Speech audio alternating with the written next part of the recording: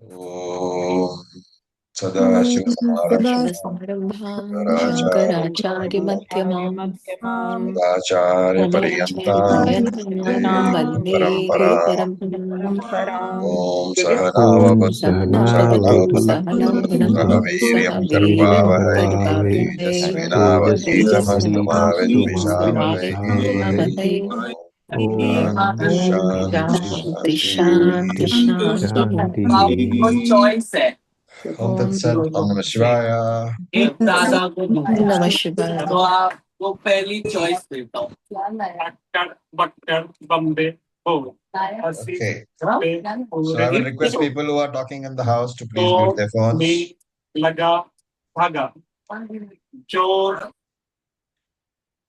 All right. Since they didn't mute, I had to mute myself. Okay. Now we will chant the second sloka from the 16th verse. So please unmute yourself. We will chant it. Shri Bhagavan Uvacha श्रीभगवानुवाच श्रीभगवानुवाच Ahimsa Satyamakrodha अहिंसा अहिंसा सत्यमक्रोधः सत्यमक्रोधः Tyaga Shantirapaishunam त्यागः शान्तिरपैशुनम् शान्तिरपैशुनम् Daya Bhutveshvalo Luptvam दया भूतेषु भूतेष्वलोलुप्तम् लोलुप्तम् Ardhvam Hrirachapalam मार्दवम् ह्रीरचापलम् चापलम् So we have already discussed Ahimsa and Satyam. The next one is Akrodaha. So that word has to be broken. Satyam Akrodaha. Satyam and Akrodaha. What is Akrodaha?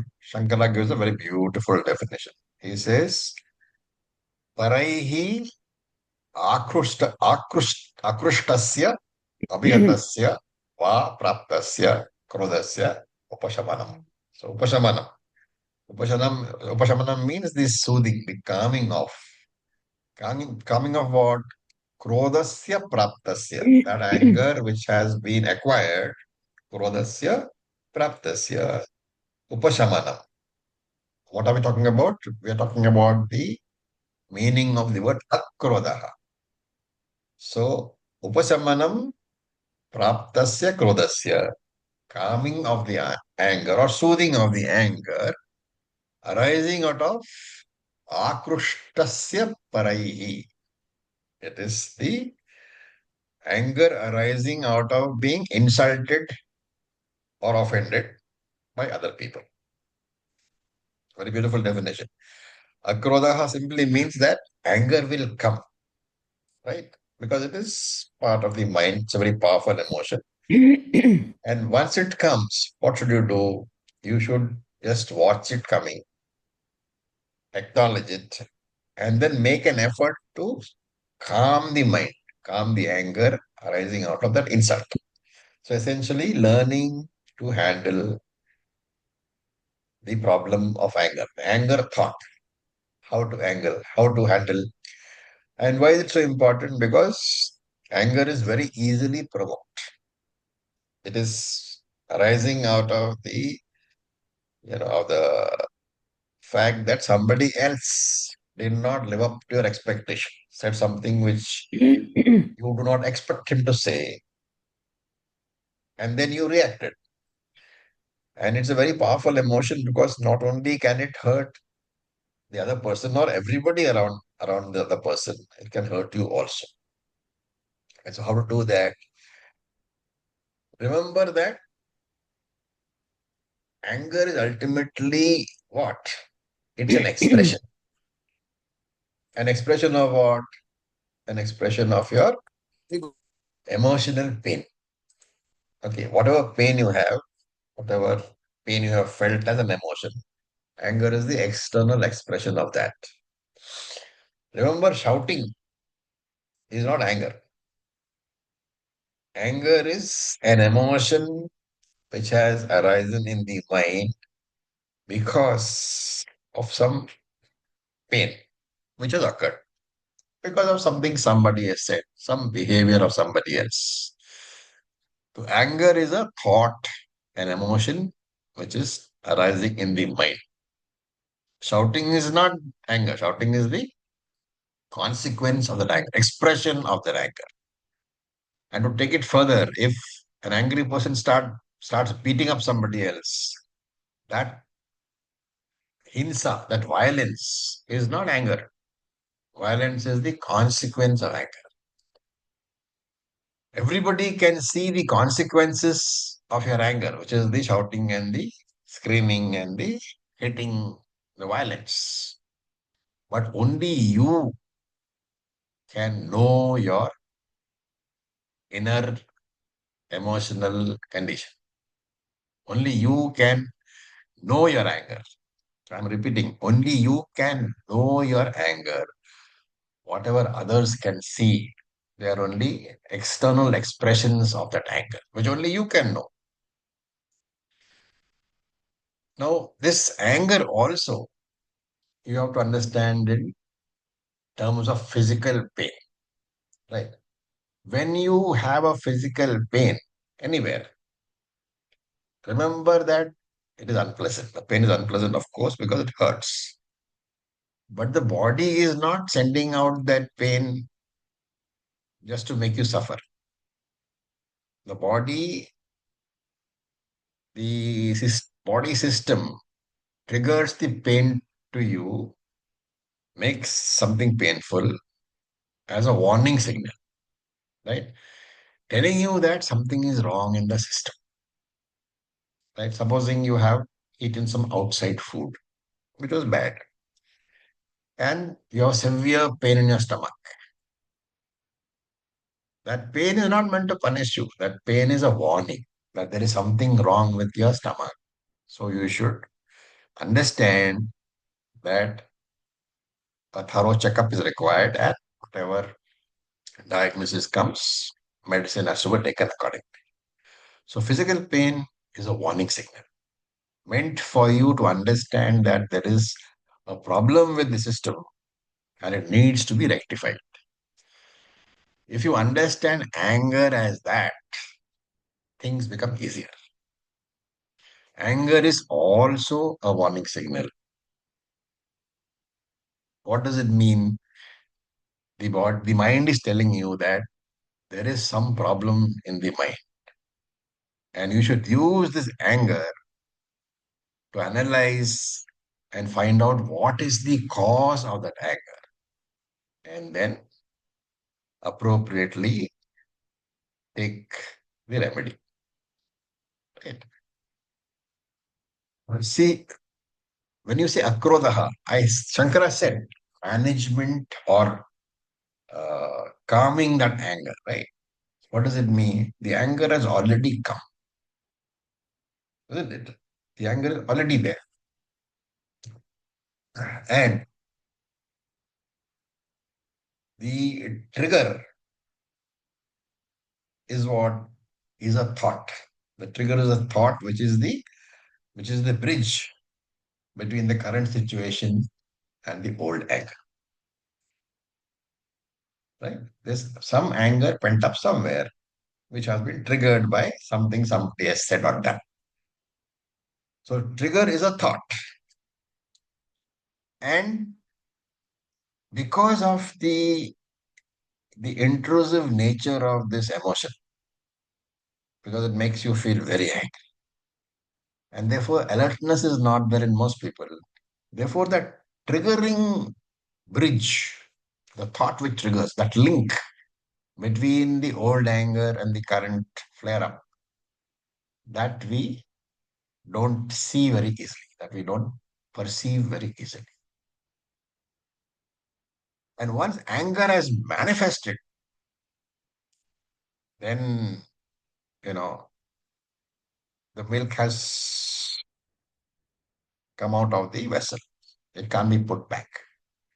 So once anger has manifested, you can't take a step back. Damage is being done. And therefore, the most important way of handling anger is what? I should be I should be very alert.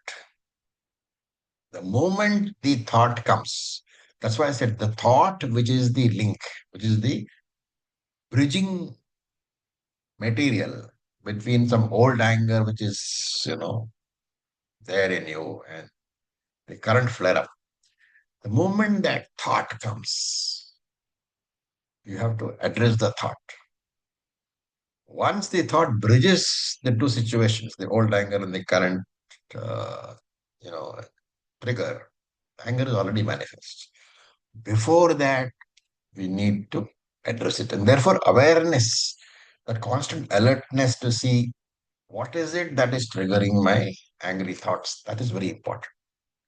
So, in our language, it is finding the space between me and my thoughts. I have to learn to recognize the thought even as and when it is coming. It's not easy. In the beginning, remember that it's very easy to analyze in this manner. Supposing somebody has done something and you have shouted and screamed. So the event is over. You have offended everybody has offended you. You have gone into your room and banged the door. That fellow has gone away also. Right? Once that is gone, and hopefully for a Vedantic, introspection comes. Remember, there are many people who will justify saying that, yes, I had every right to be angry and so on and so forth, and never try to analyze what actually went wrong because they don't recognize that the anger is bad for you. Whereas Vedantics, I'm not saying you won't get angry. You may have got angry, you will get angry. But when the situation is over, do you sit back and, at least when you do meditation, do you sit back and see what went wrong today? What is it that I could have done differently so that I would not have flared up? Right? So in this situation, you recognize that linking thought post the event. Right? Everything is over, you recognize. You continuously do this. Sooner or later, you will start to recognize the thought immediately after it has come. It may be too late to do anything, but there is an improvement in your analytical process. Earlier, when the whole event was over, you said, fine, I should not have done that. Now, the thought has come, the dam is opened, you are starting to shout already and scream, but somewhere at the back of your mind, there is a thought that this I should not be doing. So there's a difference. Earlier, after the event, now during the event, you are recognizing that thought, right? What is the slow, progress? Sooner or later, you will learn to recognize the thought which is triggering the problem, right? Once you recognize that thought, you can simply use Dhamma to stop shouting. But there is anger inside, okay? I'm not saying that you will not have anger. The thought has come, anger has come. You have just learned not to shout. So what do you do? You have to work off that anger. So you can go for a walk, go for a run, go to a gym, whatever. Handle that excessive energy. Later, that this whole thing is called upashamanam. Learning to handle the already arrived anger. Akrodaha is very specific. Anger has come already, but you have learned to avoid the anger. You have learned to react to that anger. You will instead, you will go to your room and do 108 Surya Namaskaras. For the end of that 108 Namaskaras, you can be sure that the anger would have gone. So this is the meaning of Akrodaha. Learning to handle anger which has already set in. Okay. The next one is Tyagaha. So Tyagaha means, renunciation. right? And Shankara says here that there is a possibility that when you say Tyagaha, you will translate it as giving away, as charity. But he says you should not translate as Dhanam, as charity. What is the reason?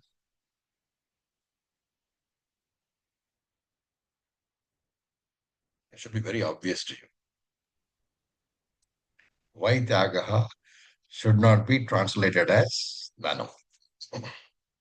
Tyaga is something you are doing and giving something that you. No. I'm saying Tyagaha can be taken as giving away. And that meaning should not be given, is what Shankara is saying. Why? Tyaga can be taken as a release. Release that, not give. No, I'm telling you, Tyaga can be taken as giving away, as charity. मैंने इसका त्याग कर दिया. I'm giving it away. Why Tyag- should it not be taken as charity over here? Tyaga is aimed at one's own satisfaction also. Don't go and into the meaning of charities- Tyaga. Don't go into your meanings. I'm saying Tyaga can be a proper grammatical interpretation for Tyaga is giving away, which is charity. And Shankara is saying, don't take that interpretation over here. I'm asking, why is Shankara saying that? It will be a repetition. Of Yeah, we've already covered Tyaga. We have already covered Dhanam. Dhanam we've done. absolutely. In the first verse, Dhanam Dhamasya Yajnash. Dhanam has been covered. And therefore, Tyaga cannot be taken as Dhanam. See, Shankara is very specific. The grammatical meaning of Tyaga can be taken as charity, giving away. Tyaga means, मैंने इसका त्याग कर दिया. I have given this away, right? No, I do agree with what most people are saying, that Tyaga has a nuance that is different from Dhanam. But there is nothing grammatically wrong in taking Tyaga as Dhanam. And therefore, Shankara says, don't take it because Dhanam has been covered. So what is the difference? Here, if you are not going to take it as Dhanam, what should you take it as? Of course, this is Shankara. Okay, we did not take it as. Shankara says we should take it as Sannyasaha. Right? Sannyasaha means what? Total renunciation of everything. Nyasaha means renunciation. Nyasaha does mean Tyagaha also. Samnyasaha, Sannyasaha. The sam prefix indicates totality, completeness. And therefore, Sannyasaha means total renunciation, everything. So, what is the difference between Dhanam and Sannyasaha? In Dhanam, there is a partial renunciation. Right? If you have, 1 crore in a bank account and you give 10,000 rupees as charity to the temple, there is a partial tyagaha of your possessions, partial renunciation. That is dhanam. But here, since tyaga has been defined as sannyasaha, he is saying that it is complete renunciation. And sannyasa has, as we have discussed many times, has two aspects. External sannyasaha, which we call sannyasa ashramaha, formally taking the sannyasa robes, renouncing everything, family, job, everything, and going in search of knowledge only. Also called the fourth ashrama, chaturtha ashrama, which is not possible for everybody. So for us, we have another version which may be slightly compromised. We call it antara sannyasa or internal renunciation, which is basically got another name, vairagyam. What is vairagyam? It's an attitude which says that I don't really possess anything. Everything that I have belongs to the Lord and to Him alone. I am a trustee. I use it, and finally, it has to go back to the Lord. So I don't hold on to anything. I don't even say this body is mine. I say this body is a gift from the Lord. And when the use is completed, I will give it back to the Lord. So that antara sannyasa or vairagyam is the second form of sannyasa. Okay. So this is what is meant by tyagaha. For us, we can take it as Antara sannyasa, vairagya. Not holding on to your possessions, knowing that everything is Lord's. I will use it properly because it belongs to the Lord. And then I will hand it back to Him when it is over. The next one is Shantihi. So Shantira Paishunam, Shantihi Paishunam. There's a breakup. Shantihi Shankara describes as equanimity of mind. Antakaranasya upashamaha. Antakaranasya upashamaha.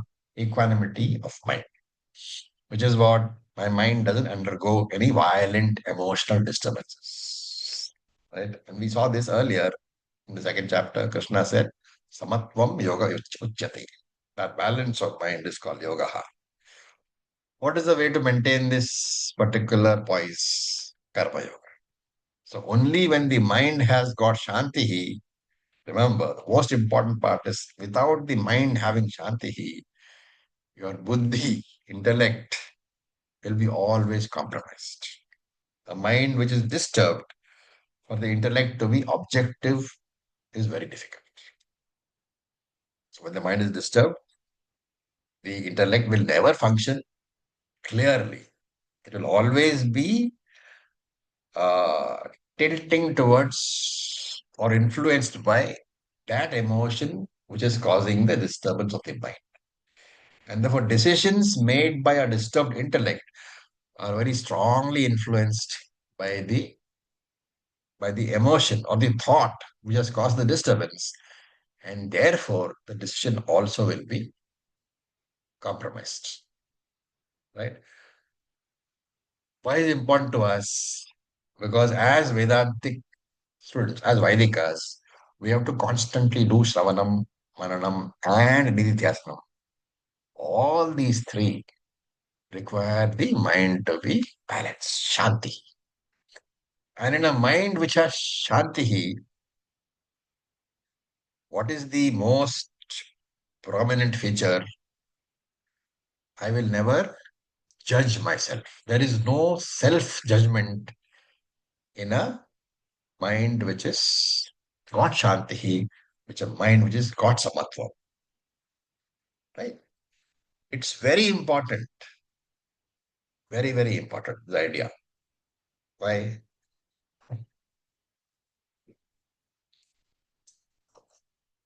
The absence of self-judgment is extremely important for a Vedantic student. Yeah, because it's the inquiry about I only, and that starts from the Vyavaharika I, and so that self-judgment definitely will impact our Okay. Because judgments will undermine the teaching. The teaching is what? You are everything. You are Sat, Chit, and Ananda. You are independent of anything and everything. And therefore, how can you have a self-judgment? If you accept yourself as I behaved badly, then what are you saying? I am not Brahman. So any of these self-judgments, which is shows in the form of regrets, and you are telling yourself all the time, oh, I should not have done this. Self-recrimination, it's called. You're keeping on telling yourself, oh, I should not have. I'm such a bad person. It will never allow you to assimilate properly. Right? I am not saying that the mind should always be shanti. Right? There will be times, when you will get irritated. Your mind will behave in a non-shanti manner. You will shout. What is being said here? If you have shouted, most probably you will get shouted back. Especially if you are shouting at your spouse, you can be rest assured that you will get a nice big shout back. Right?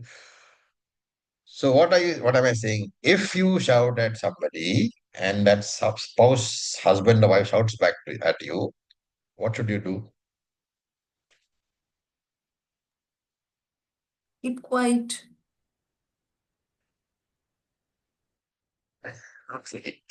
Keep quiet. is a good answer. Move, But what you should move do, away from this. yeah, you should accept that, I lost my temper. Okay. You accept that. I lost my temper. I should not have done so.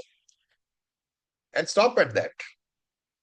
Refrain from saying, oh, I'm a bad person because I did that. It is Acharya, okay. can I ask one question Yeah. here? So sorry.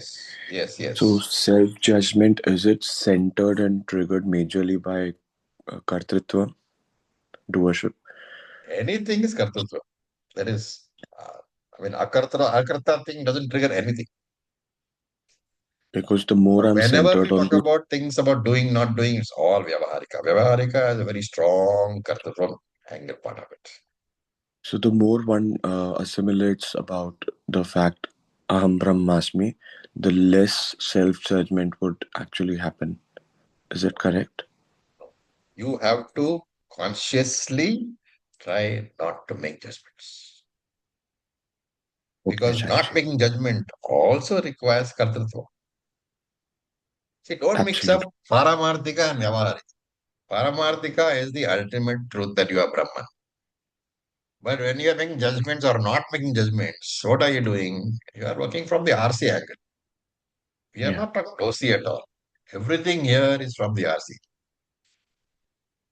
All you can do, all the teaching tells you is that throughout this RC transaction, don't forget that you are OC.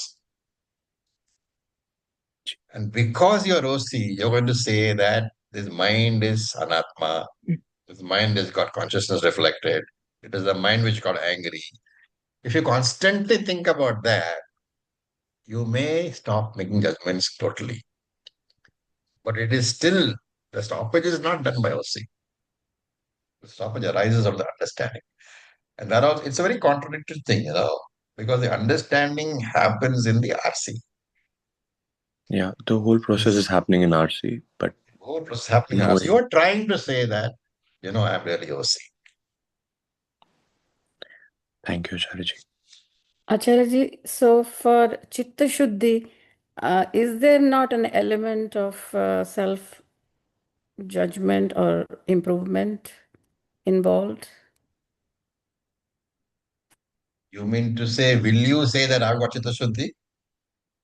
No, that I was not good enough, so I should evaluate how I'm doing so I can do better.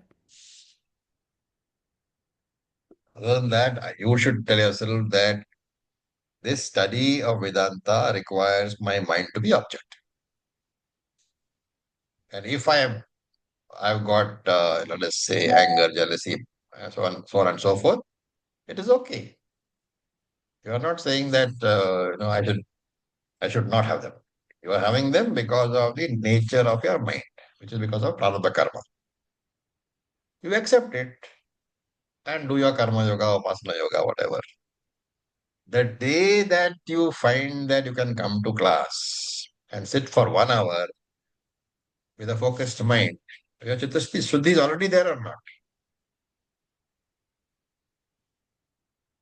You Yes. look at this class. This class started with what? Something like 100 and odd people, right? About 2, 3 years ago.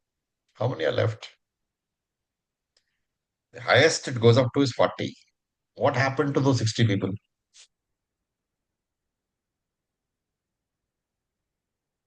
Right? They just couldn't take it. The Chitta Shuddhi wasn't there. Those who are there now, who have been sitting for 3 years, 4 years, you don't have to doubt anything. You very clearly have enough Chitta Shuddhi to take you forward. That you should trust the Lord and thank Him that, because of you, I have got the Chitta Shuddhi. There is no judgment involved at all. Any judgment will take away from the teaching. It doesn't matter if your mind is happy. It doesn't matter if your mind is disturbed. It doesn't matter if your mind is jealous. The teaching is never diluted. Your understanding is. See, to answer Kush's question here, your mind is a upadhi, right? You are what? You are Satchit Atma. It doesn't matter if your mind is a wonderful mind or totally useless mind. It doesn't matter if you've got the mind of a sannyasi. It doesn't matter if you've got the mind of a terrorist. That does not impact the fact that you are Atman. Do you understand? Upadhi differences are there. Upadhi differences are not for you to compare. The purpose of Vedantic teaching is not for you to compare your Upadhi with mine or your Upadhi with Ramana Maharishi's. That is not the purpose of Vedantic teaching. The Vedantic teaching says Upadhi has to be resolved into the Adhisthana. That is what sort of Upadhi it is. Wonderful Upadhi, useless Upadhi. How does it matter? And that is why we keep on saying that you should never judge yourself on the basis of your Upadhi. Therefore, self-judgments are to be avoided.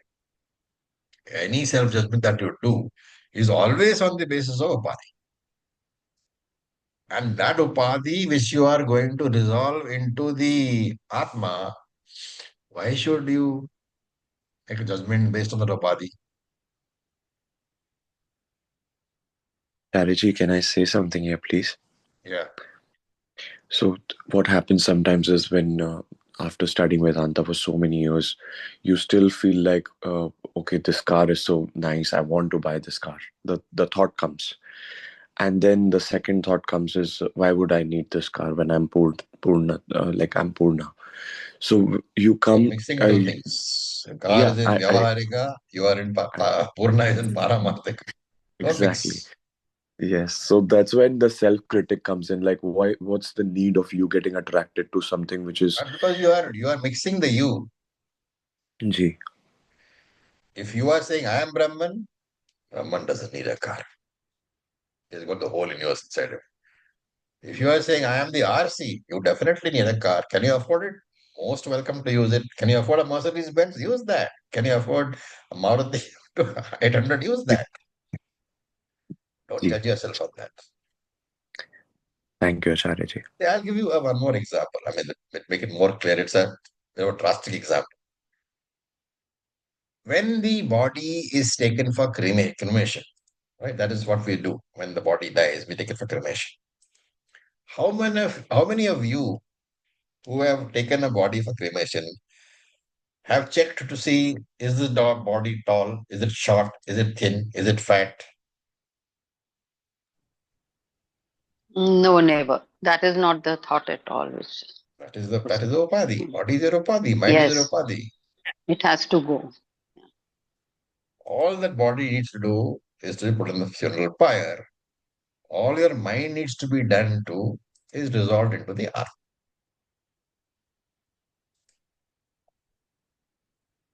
Okay. There is one more thing. Supposing, I have not understood the teaching. Then it is easy to make a self-judgment on myself. Oh, I have not understood this teaching, and therefore I am not good enough for the class. Is it not? Yes, Acharya. In the beginning, when I didn't know I was Brahman, I was self-judgmental and I didn't have that self-esteem. In the process, I developed that I'm not the upadhi or the body, which is, or the mind, in fact. That is one thing. That is from the Paramarthika point. I am saying even from the Vyavaharika point, if after 3 years or 2 years you have not understood the teaching, don't judge yourself. That is not a problem at all. What should you do? Yes. You should keep on coming for class till you Yes, understand. yes. That is all that is there. Once you have not understood the teaching, keep on doing. After all, if you failed in a driving test, do you give up? No. You keep on giving the test until you pass and get the license. It is the same thing here. If you have not understood the teaching, keep on coming to class. The teaching is such that sooner or later, even the coming to class, for a Vedantic student, is a method of getting Chitta Shuddhi. So in the first year you don't get, second year you don't get, third year you don't get, fourth year you will definitely get. So even if you do not understand the teaching, don't stop coming. Take it as your karma yoga part of it. It will give you chitta shuddhi. Okay. Now, the next one is apaishunam, right? Apaishunam is, Shankara says that this is a randra. Randra means a defect, a hole, right? So, for example, you have Brahma Randra. Brahma Randra is the hole on the top of your head through which with the body leaves when you die. So as to Goma Shuklagati, right? So, Randraha is a hole, and Apaishanam, Shankara says, it's a hole, it's a defect. To do what? To publicize the defects of others. It's your defect. Actually, it's your defect. But because of that fault of yours, what do? You keep on publicizing everybody's weak points. You keep on criticizing people. You keep on gossiping. This is Paishunam. Right? Apaishanam is what? Not doing it. So though he says Apaishanam, Shankara first gives you the description of Paishanam. He says Paishanam is Apaishanam is the absence of Paishanam. What is Paishanam? Paishanam is that defect because of which you are constantly engaged in criticizing other people, publicizing the defects of other people. Right? There are very many political figures today who do this all the time. The moment they open their mouth, they are publicizing or talking about the problem of somebody else. And there is an old, saying that when you point one finger at others, remember there are four fingers pointing at yourself. If what should you do? People have weaknesses, and people have virtues also. What should you do? Do not talk about the weaknesses. Mention only the virtues. So, if at all you want to, the best thing is not to talk about people, right? But if at all you want to talk about people, talk about their own virtues. But virtues of the people, not their defects. But don't take this to mean that if you have some virtues, you should talk about it. Shastra is categoric that you are never supposed to publicize your own virtues. Shastra doesn't have to say don't publicize your own defects. You never will do that. But Shastra says don't publicize your own virtues. But in regard to others, don't talk about the defects. Talk about their virtues only. Okay. The next one is what? Daya, right? Daya is compassion. And this is compassion towards all living beings. Right? Bhuteshu, says Shankara. Not just human beings. And what kind of bhuteshu? Dukkhiteshu. Compassion towards beings who are suffering. Not just human beings, but animals and trees. Shankara adds the word dukkhiteshu to emphasize one fact. Don't sympathize with happy people. Right? If somebody is getting married, don't go and tell him, oh, I'm so sorry to hear that you're getting married. You have a problem in life. Why did you get married? Okay, so don't sympathize with happy people. But how should you sympathize with people who are suffering? You should have empathy. What is empathy? Understanding what they are going through by imagining yourself in their shoes. If you can do that for everyone, you will definitely feel the pain. Most of you have already felt the pain yesterday when the plane crashed, right? You would have imagined yourself in the feet of all those people or of the families and felt the pain. So that is empathy. But rather than look for a catastrophic event like this, do it in daily life. Small, small things. And therefore, daya is an expression of your love, normally.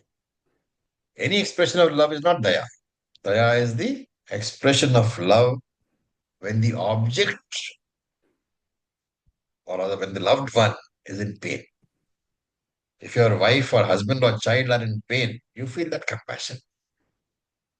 That compassion is also born out of love only. Therefore, daya is an expression of love, right? But many of us have been brought up, in this environment. You are a man, you cannot never cry, you can never feel sympathy, all these things. These are incorrect social norms. And it is not sufficient to just, express daya. If at all it is possible for you to take action to alleviate that pain, that action should also be taken. That only completes the compassion. Compassion is not the feeling. You have to take actions also. What action will you take in case of, for example, the people who died in that plane crash? What would you take? Pray for them. Pray for them. Right? At least, if no physical action is possible, at least prayer should be there. And that is why we say, Lokaha samastaha sukhino bhavantu.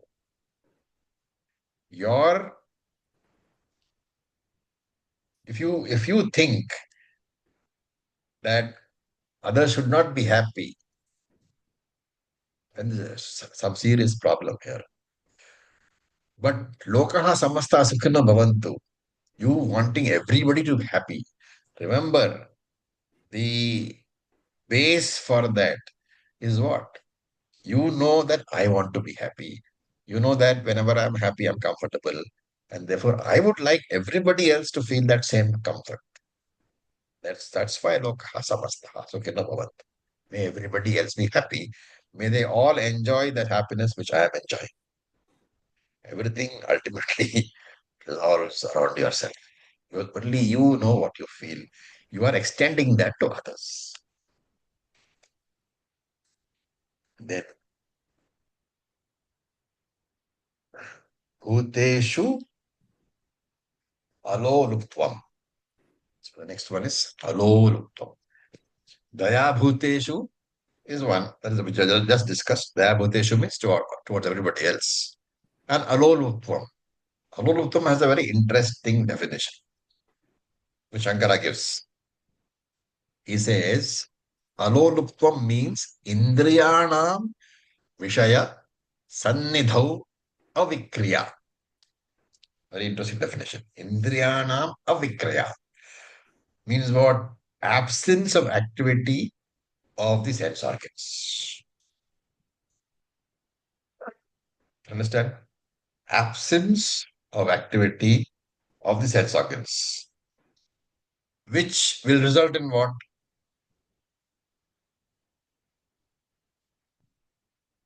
Withdrawal inside. Vairagya. What is the effect on your mind? Ekagrata. Equanimity. Equanimity. When there is absence of activity on the part of the sense organs, there is no input to the mind. And the mind is not disturbed. Equanimity. And when should this absence of activity take place? Vishaya sannidhau. In the presence of sense objects. It's a very, very beautiful definition. Your indriyas should not be active even in the presence of their sense objects. Okay. For that, since he uses the word Vishayaha, we should know the Shastric definition of Vishayaha. What is the Shastric definition of Vishayaha? Vishnoti badnati iti Vishaya. Vishnoti means badnati, to bind, to disturb. And therefore, whatever disturbs your mind, whatever binds your mind, that is Indriya Vishayaha. So in the presence of Indra Vishaya, there should be no activity on the part of your Indriyas. They should not flow outwards and get disturbed. To put in simple English, this particular aloluptvam means what? Not giving into temptation in the presence of sense objects. Dhamma is different. Dhamma is not the same. What is Dhamma?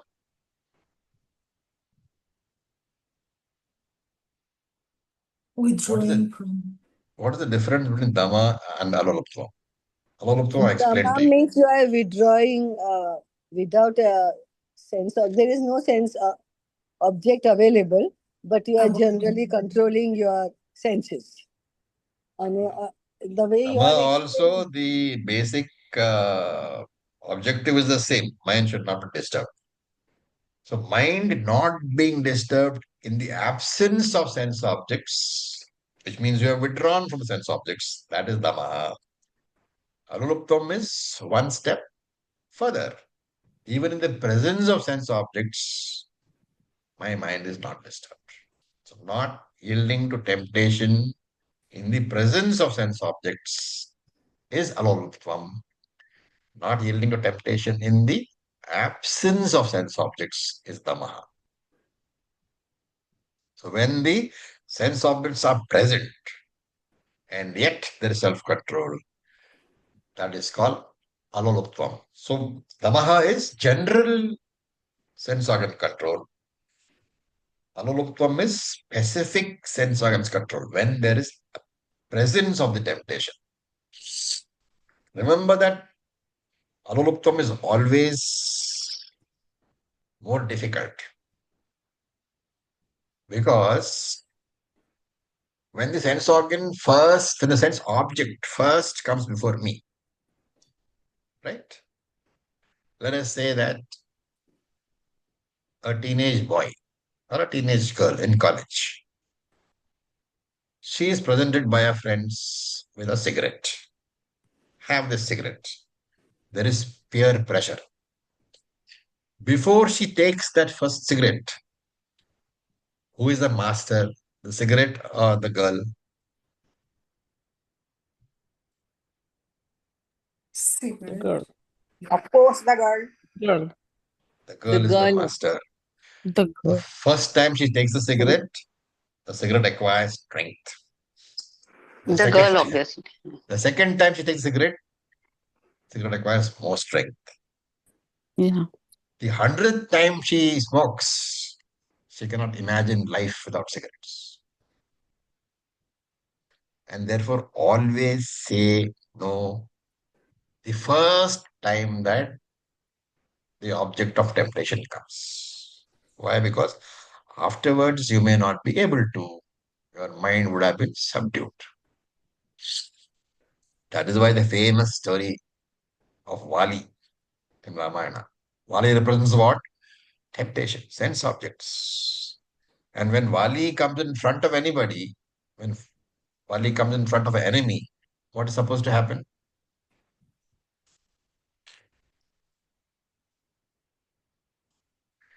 He Notice, gets the strength of the opposite person.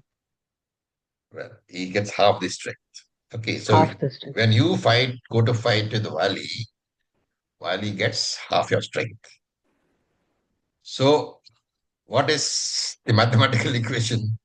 Vali already has some strength and half yours he has got. So you're left with your half. And Vali has got half plus the original of his. Who's stronger? 3 times then. Vali, right? So temptation is like that. Once it's in front of me, it takes 50% of your free will. So it is always stronger than you. So that is why, Rama hit Vali from behind. Because if Rama had gone in front of Vali, what would have happened? Half of Rama's strength would have gone to Vali. Vali would have been stronger than Rama. So in simple English, in these matters, Don't try to be a hero, okay? A battle avoided is a battle won. You avoid this battle with temptation, you have won the battle. Does it make sense? Very, very important ideas we're discussing. Yes, Lataji, boliye. Om Raviji. Yeah, Lataji. In the last, discussion that we had on Daya, so, they say Daya karke dukh dekho. So, though our intentions are that we do the right things and we pity or we do Daya, but then it comes back really, bad on us, saying that why the hell did you do it, kind of a thing. So in such situations, do we just leave it to our intentions were really good? So we had gone ahead and, done whatever that we had to do, but rest leave it to them. It's their karma. Is that how I should look at it? Or You have to how? look at your intention. Was it good? Yes. Could you do anything better? Have you done what you could? Fine. After that, Okay. just leave it. Leave it. Okay. People will always find some reason to be unhappy with you. Yeah. You can devote your entire life to a person. On some time or other, he'll turn back and say, "What have you done for me?" Right. And this will And be at very times, true. yeah. And the second part is, I'll just quote an incident which happened with me. Okay. I was at the traffic signal and there was this man who was begging, and he claimed to be blind. So I went and gave him some fruits. Okay, I didn't want to give money, so I gave him fruits. And then what happened is I again turned back and come at the same signal, and what I saw is I saw him talking to a mobile phone and giving the fruits to someone else. Okay. Why are you disturbed? So I'm You not didn't do. disturbed. I'm like, okay, he claims to be blind in front of everyone, and he's actually not. That's fine. You won't give him next time. Simple as that. Yeah. Okay. Thanks. Okay. Right. Then we look at the next one, Mardhavam. Mardhavam is being absence of Shankara writes a krauriam means being rude, being harsh. A krauriam means not being rude, so being tender, right? So in this connection, you have to know what the definition of a jnani's mind is. There is a small little sloka. Vrajatapi kathorani mruduni kusumadapi. Can you understand? Vrajatapi kathorani. What does it mean? Vrajam is what? Vajram, not Vrajam. Vajram. Vajratapi kathorani. Vajra is stone? Vajra is thunderbolt. Vajra is diamond. Ah, So I thought of Vajrasam. Vajratapi kathorani. Harder than a diamond. Right? And mruduni kusamadapi. Mrudu is tender. Kusum is a flower. So the jnani's mind is harder than a diamond, but also tender as a flower. How will you understand? This should be your minds by now. This definition should apply to all our minds. Vajratapi kathorani, mruduni kusamadapi. My mind should be harder than a diamond and softer than a flower. How do you understand? When you are at the receiving end of insults, of criticisms, of violence, of misbehavior, of adverse situations in life, of bad karma, your mind should be like a diamond, never affected.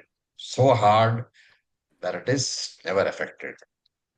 But when you are interacting with other people, when you have sick people around you, when you have people who are depressed, who are sorrowful around you, your language, your behavior should be like a flower. So, in other words, as a bhokta, you should have a vajram for a mind. As a karta, you should have a kusum for a mind. Unfortunately, in the most people who are not Vedantics, let us say, who have not got long-term exposure to Vedanta, for most people it is the other way around. As a karta, they are very tough. As a bhokta, they are very soft. They crumple easily. So very, very important quality for a person. Vajradapi katorani mriduni kusumadami. Have a mind which is tough when receiving experiences. As a bhokta, be tough. Whatever you get, it is okay. As a karta, be very, very gentle. Never hurt people as far as you can. So with this, we'll stop for today. We still have Hrihi and Chapalam, which we'll see later in next class. Rira Chapalam. Any questions? Thank you so much, Acharya ji, for explaining such vital concepts for practical Actually, learning. I think we should, in the Gita class, we start a new class, we should start with this. Unfortunately, Krishna has given us the 16th chapter. So Yes, Acharya. Mind management, which is so this you important. start with, and then the rest of the things fall into place. Mm. Acharya, Om sir, can I ask just a small thing? Yeah. So, sir, empathy and equanimity. Yeah. In one, we are obviously, like you said, in somebody else's shoes, we want to, empathize with that person. But equanimity suggests a little stronger, or rather indifference. How exactly Not do at all. we? Equanimity as far as you are concerned. Okay, correct. Yes, now I got it. Yes, Acharya, this is clear. Yeah, empathy is vis-a-vis somebody else. Yes, agreed. Absolutely. Thank you. Okay. Om Purnamada Purnamidam Purnat Purnamadachyate Purnasya Purnamadaya Purnam Eva Vasishyate Om Shanti Shanti Hari Om Tat Sat. Om Om Shivaya. Tat Thank you for Sat. your patience. Om Thank you.